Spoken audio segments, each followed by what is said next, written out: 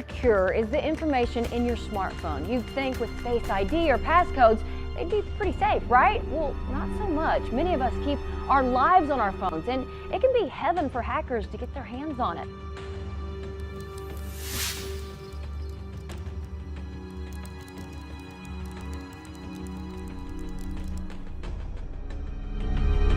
Regardless of the digital age, Americans hold a fundamental right to privacy and should not under any circumstances be forced to have that privacy violated without the proper jurisdiction of a warrant and probable cause. It is not unreasonable of Americans to assume that the contents of their phone and other privately bought and owned electronic devices will remain private without said probable cause. With the introduction of the computer as a common household item, privacy became a main concern. The internet allowed these computers to connect together, making learning, working, and communication much more accessible to the average American. However, at a cost. Each device that was connected to the internet became vulnerable for an attack, meaning that your information could be stolen by a hacker using spyware, a corporation, or even the government. Do you know about the USA? Do you know about the government?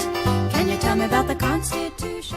The Fourth Amendment is defined as the right of the people to be secure in their persons, houses, papers, and effects against unreasonable searches and seizures. But what does this mean?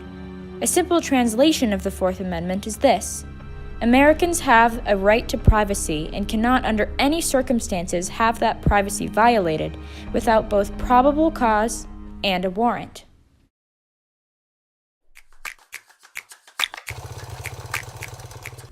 I think 19th century was about the Industrial Revolution, about electricity, about disrupting the agricultural society and making it more advanced.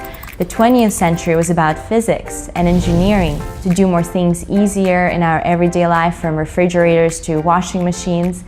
How convenient. And the 21st century is definitely the digital age. It's the internet.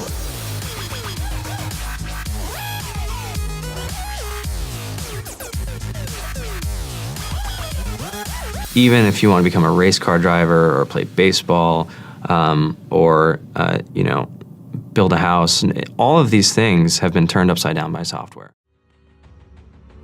With the rise of the digital age, technology is transforming from a helpful tool to something that is a non-optional part of life.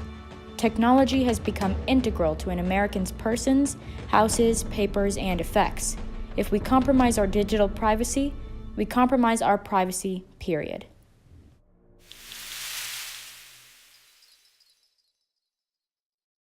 On Tuesday, November the 8th, the court will hear arguments in United States v. Jones, which is the most important Fourth Amendment case that the court will have heard in the last 10 years.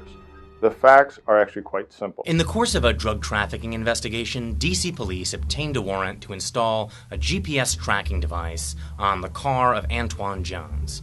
Unfortunately, they installed it in Maryland, outside the warrant's jurisdiction, and after the warrant had expired.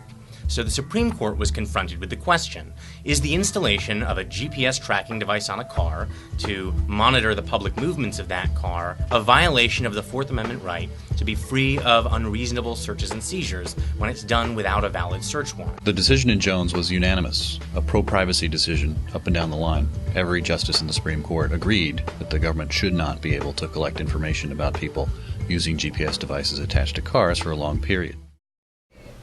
Cases like the United States versus Jones changed the lives of Americans forever by bringing to light the seriousness of digital privacy. With digital privacy laws in place, law enforcement will be able to use digital evidence seriously with probable cause. Without it, injustices can happen to everyday Americans like you or me, such as the unjustified tracking of your vehicle. The importance of both digital privacy and the ability of our justice system to obtain a warrant with probable cause so as not to hurt innocent lives should be a no-brainer when it comes to our lawmakers. If we compromise our digital privacy, we compromise our privacy, period.